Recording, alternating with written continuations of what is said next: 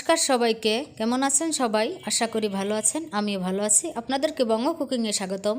আমি আজকে তৈরি করব মোচার ফুলের বড়া। এটি একটি দারুণ রেসিপি। চলুন আর কথা না বাড়িয়ে আজকে রেসিপি শুরু করা যাক।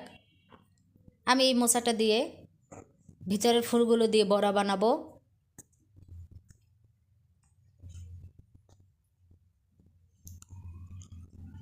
আমি মোচার খোলগুলো এভাবে খুলে নিচ্ছি। এরপর একটা চাকুর সাহায্যে এইভাবে করে কেটে নিচ্ছি গোড়া থেকে। এরপর মাঝখানে একটা শক্ত ডাঁটের মতো থাকে, ওটাকে হাত দিয়ে টেনে টেনে ছিঁড়ে নিচ্ছি।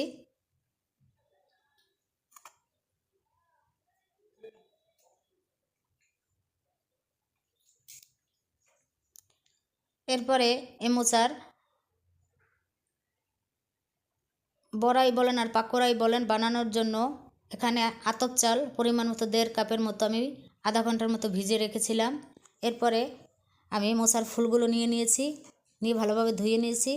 এরপরে ওই আতপ চালটা বেটে নিয়েছি। এরপরে স্বাদ মতো লবণ দিয়ে দিলাম,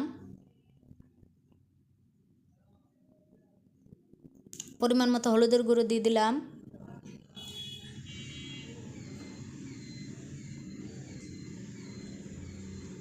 পরিমাণ মতো মরিচের গুঁড়ো দিয়ে দিলাম, পরিমাণ মতো জিরের গুঁড়ো দিয়ে দিলাম, সামান্য পরিমাণ একটু ধনিয়ার গুঁড়ো দিয়ে দিলাম, পরিমাণ মতো একটু চিনি দিয়ে দিলাম, একটু গরম মশলার গুঁড়ো দিয়ে দিলাম।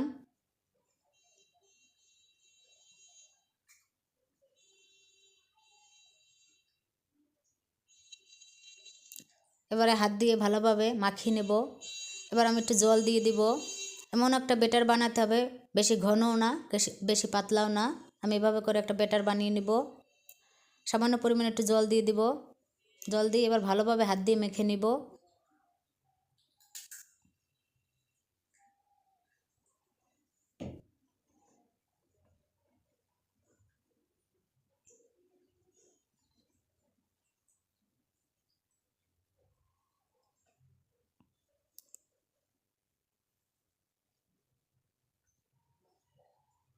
ব্যাটারটা একদম তৈরি।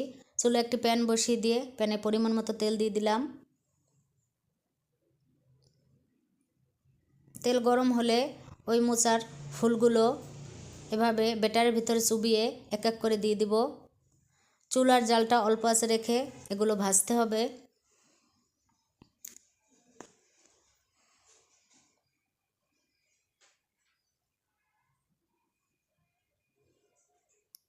আমি সবগুলো ফুল এভাবে ব্যাটারের ভিতরে ভিজিয়ে দিয়ে দিব এক এক করে।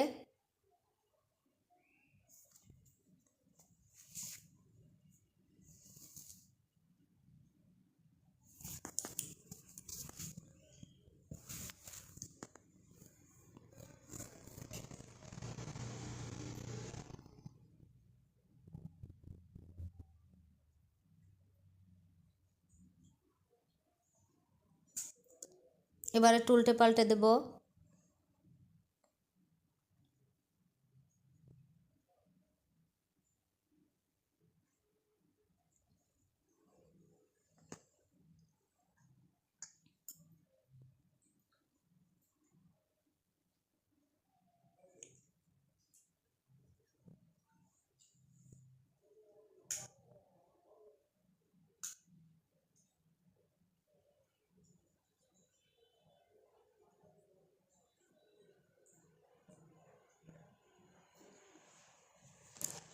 আমি একদম উল্টে পাল্টে লাল লাল করে ভেজে নেব।